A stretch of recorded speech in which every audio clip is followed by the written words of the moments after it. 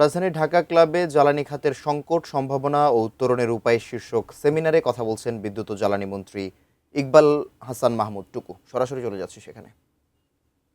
আমাদের টিম চলে গেছে এবং গতকালকে ফেরত এসেছে এবং আমরা খুব হোপফুল যে ওদের সাথে কোলাবোরেশন করে আমরা বুলার গ্যাসে কিছু করতে পারবো। এক নম্বর। সেকেন্ড লাস্ট কোশ্চেন ছিল আপনি ইন্ডাস্ট্রিয়ালিস্ট, আপনি টেক্সটাইলের লোক। আমি এককালে টেক্সটাইলের লোক ছিলাম,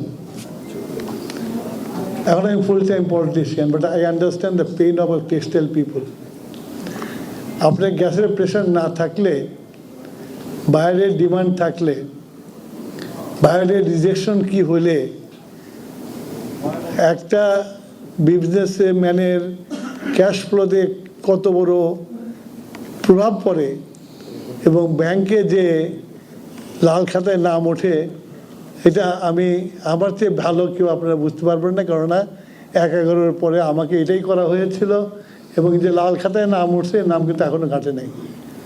তা আমি চাইবো না যে আপনারা বিজনেসম্যান যারা আছেন তারা আমাদের জন্য লাল খাতায় নাম উঠুক।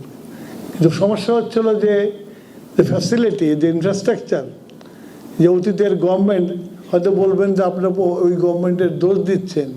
দোষ এই জন্যই দিচ্ছি, তারা ক্ষমতায় জোর করেছিল 15 বছর উন্নয়নের নাম দিয়ে, তাই না? তারা উন্নয়নের সরকার, শুধু উন্নয়নের জন্য আরও টাইম দরকার। কিন্তু আমরা যখন আসলাম, আমাদের ইলেকশনে জনগণ আপনারা আমাদেরকে দায়িত্ব দিলেন, দায়িত্বভার গ্রহণ করলাম, এসে দেখলাম যে উন্নয়নটা হয়েছে, কোথায় পয়সাটা বানানো যাবে সেই জায়গায় হয়েছে, কিন্তু কোথায় ইনফ্রাস্ট্রাকচার তৈরি করলে উন্নয়নটা সাস্টেনেবল হবে সেটা তারা করে নাই। যার সবচেয়ে বড় হলো আজকে এলএনজির প্রবলেম হয়ে গেছে, একটাতে আগুন লেগে গেছে, সারা দেশে হাহাকার লেগে গেছে।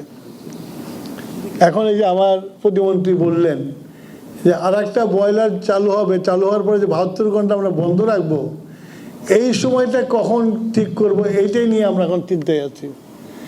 আমরা চাই না যে ইন্ডাস্ট্রিয়ালিস্টরা কষ্ট করুক, এবং আপনারা দেখেছেন মাননীয় প্রধানমন্ত্রী আমরা দায়িত্ব ভার গ্রহণ করেছি 6 মাস, এর মধ্যে 3 বার কিন্তু আপনাদের নিয়ে বসেছেন উনি।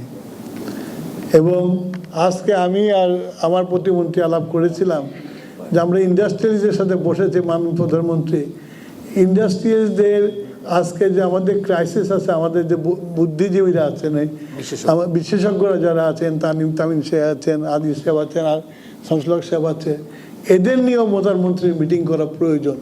এবং এখান থেকে বেরিয়ে যে আমি এটাকে প্রপোজ করবো ডেট দেওয়ার জন্য, ওনাদেরকে ডাকার জন্য, ওনাদের কাছে আজকে যে প্রেজেন্টেশনটা দিল সেটা যেন উনি নিজেও দেখেন।